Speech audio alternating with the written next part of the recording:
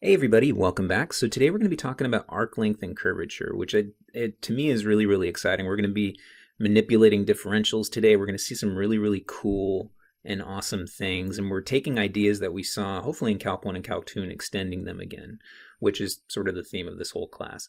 In any case, before we get started, I recommend looking up the definition of the definite integral, because we will be using that shortly, and then looking up the other definitions of the derivative. We talked about the definition of the derivative, that's the limit of the difference quotient, but I recommend you looking up the alternate forms of the derivative, okay, because we're going to be using that shortly as well. So let's go and get started with arc length. Now, your book does do a pretty good job of explaining this, but there is a lot of math, and I kind of want to go through it slowly with everyone. So let's say we have a curve, okay, that's parameterized by r of t. Okay, so there's our vector valued function. So what this means is that every point here, and let's call this first point x of a, comma, y of a, and this endpoint here, x of b, y of b. So every point on this curve here is given by whatever the parametric equations of this curve are, y of t. Okay. Now let's suppose that we want to figure out what's the arc length. So what's the length from the length of this curve here from this point to this point here, okay, our endpoints. Now what we do, and maybe you saw this in Calc 1, what we do is we take our curve and we break it up into line segments, essentially. So we pick some points in between our endpoints, and then we start drawing lines to them. We connect the dots. Now let's pretend like these are perfectly straight lines again. And then to get an estimate for the arc length, we just add up the lengths of all these line segments here. Okay, now remember, we have a really nice formula for a line segment. We can use the distance formula. So the distance between any 2 points, remember, is given by square root. In this case, with this parameterized curve here, it's going to look something like this. So let's say we were looking at the ith line segment, then our distance formula is going to give us that the length of the line segment is x of t I minus x of t I plus, I minus 1 squared plus yti minus yti minus 1 all squared. Again, this is coming from the distance formula. Okay, so the distance between these 2 points, okay, is given by this formula. So again, to get an estimate of the arc length, we add up all these distances here. Okay, and so we get here, like I have at the bottom, arc length is approximately equal to the sum of all these distances here. Okay. Now again, this is only an estimate though. If you break it up into finitely many line segments like this, notice we are going to be missing some distance here. Okay, so to get the actual arc length, we calculus it up, right? The arc length is actually equal to the limit as n approaches infinity of this sum. So we want to break it sort of into infinitely many line segments. Okay. Now, if you looked up the definition of the integral, notice this is very similar to the integral definition, except we're missing some things. So notice we have a limit as n approaches infinity. We got this sum, so it's sort of like a Riemann sum, but we're missing our differential, right? We want a delta t in this case. So what we're going to do is we're going to be manipulators. We're going to manipulate this a little bit. So I'm going to take our equation here and I'm going to multiply by 1 over 1, but in a fancy way. So instead of 1 over 1, I'm going to, please erase, I'm going to multiply by delta t over delta t, and I'm going to be a little bit more tricky because I want to sneak this delta t inside of the square root. I'm going to rewrite this bottom delta t as square root of delta t squared. Okay. And what this does is it allows us to sneak this delta t inside of our square root here. So what we're going to get when we sneak it in, we'll get something that looks like this. Delta t here And so since we had it squared, we can sort of factor the power. And so we get something that looks like this. Okay. Now, if you looked up your definition of the derivative, you should notice that this right here is exactly the definition of the derivative, although maybe the one you looked up looked something like this. But remember, that's what delta t is equal to, so we're all good. In any case, when we have this limit of this quantity here, that becomes the derivative of xi in this case and y in this case. Okay. And then now that we have a limit and a sum in our delta t, that becomes the definite integral here. Okay. So again, really what I want you to think about arc length is we're adding the distances of line segments. Okay, we're adding the lengths of a bunch of line segments to get our full arc length.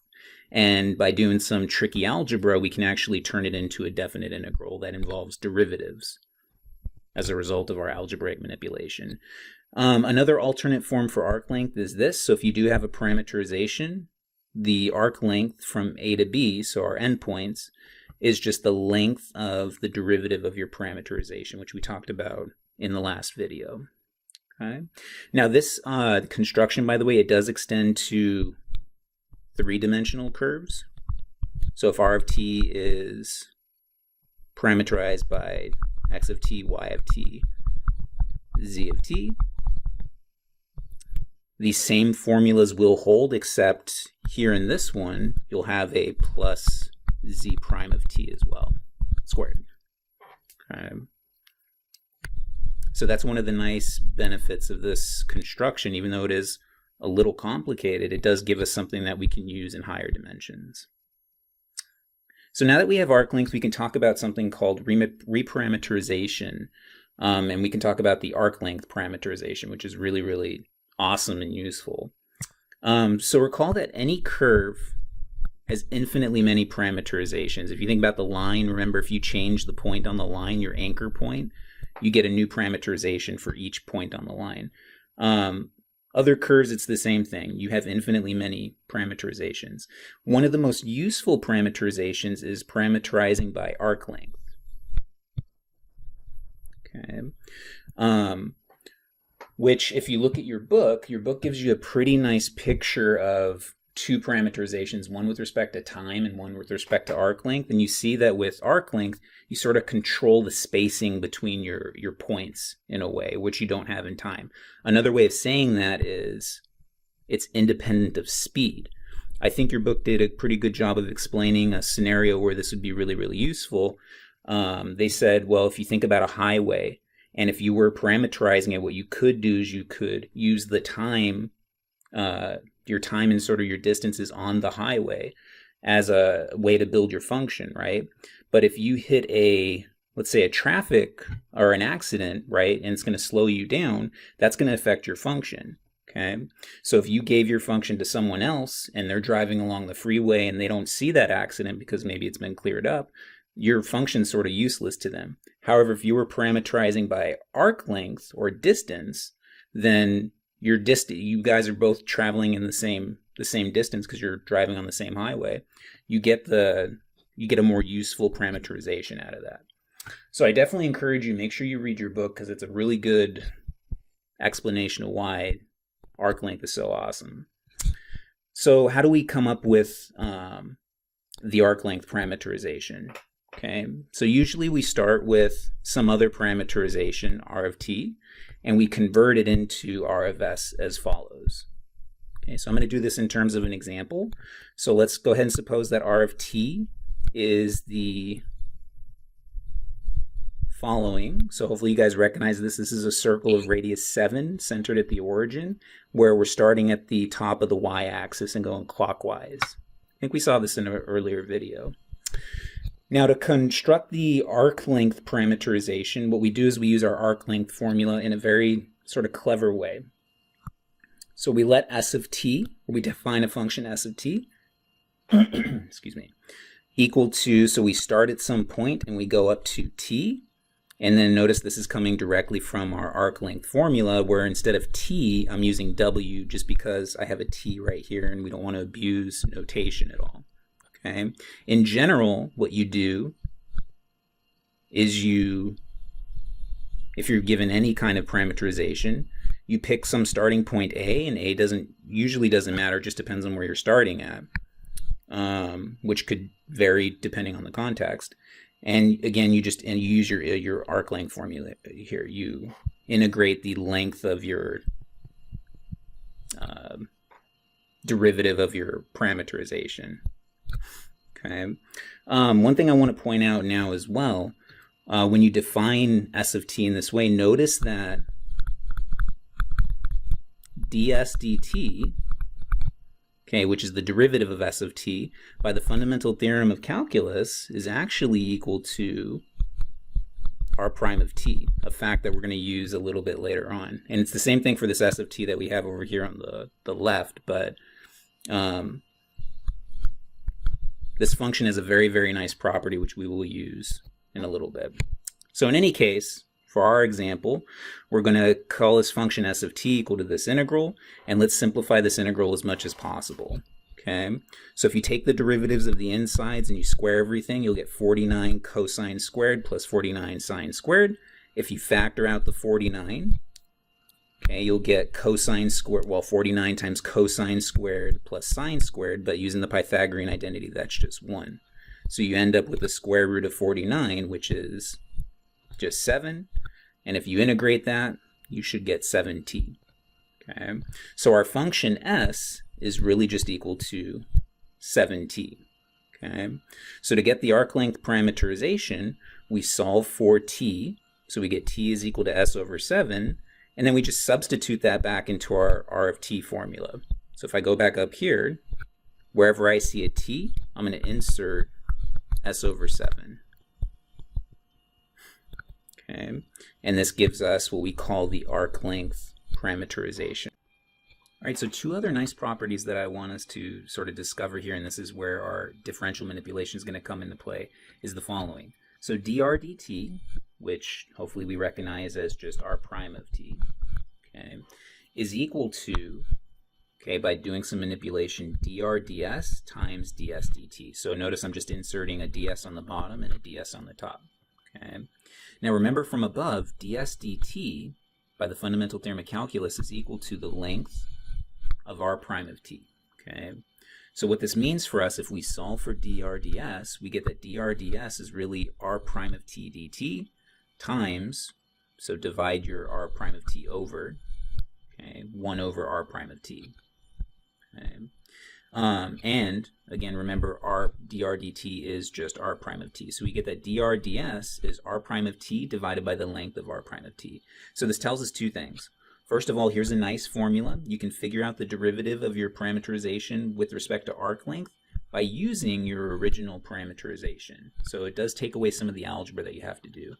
Another thing, notice that dr ds,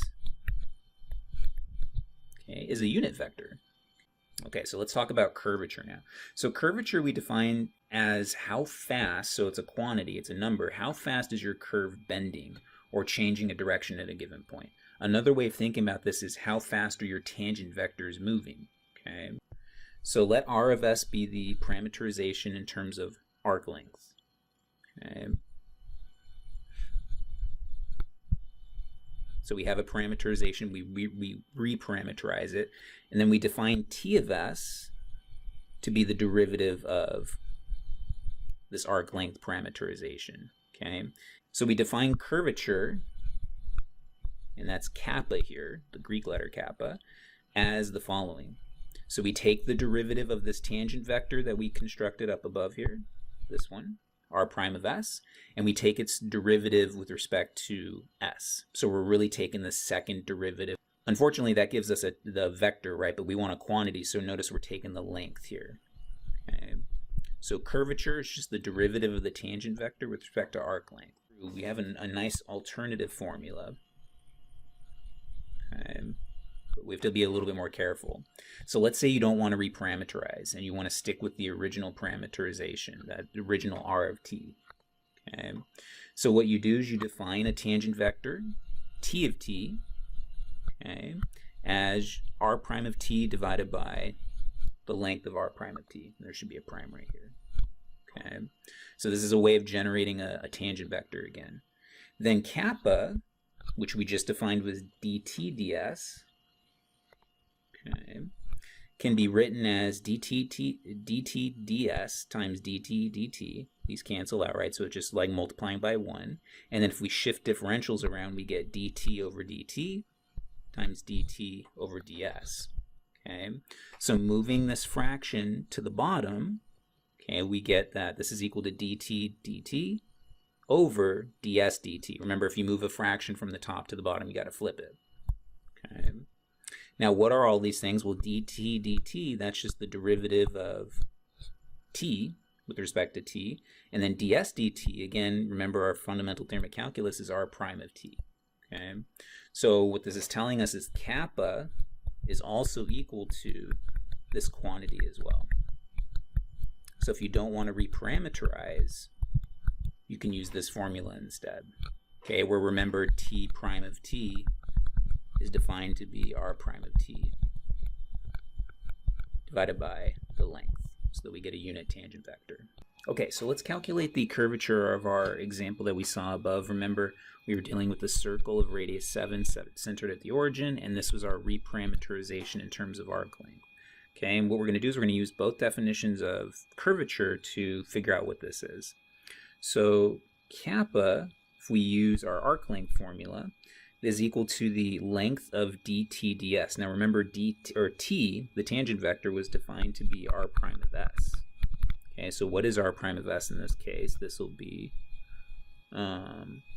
cosine of s over 7 minus sine of s over 7. Okay, so then dt ds, this is going to be the derivative of the derivative. So this is going to be 1 over 7, minus 1 over 7 sine of s over 7, and then minus cosine, minus 1 over 7 cosine of s over 7. Okay, so if we take the length of this, we're going to get square root of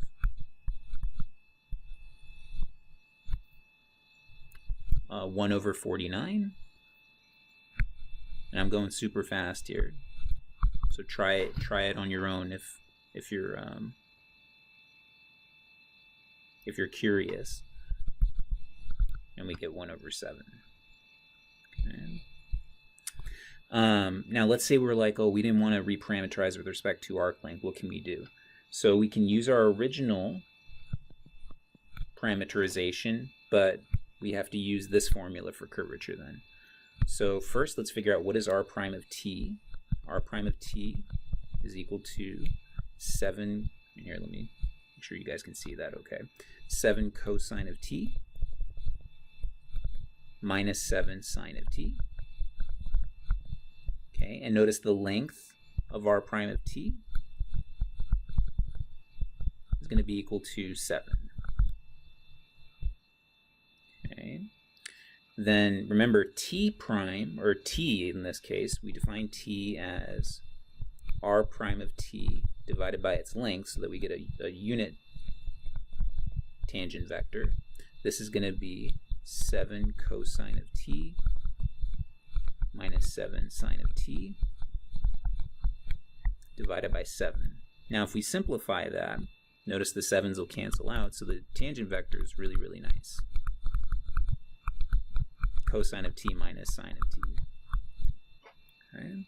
So then curvature is going to be equal to the derivative of this, so kappa is equal to the length of the derivative of this, so this will be minus sine of t minus cosine of t divided by r prime of t, which we just, or the length of r prime of t, which we just calculated as 7. And so notice this will give us 1 over 7 as well. Okay, so notice we did get the same thing in the end.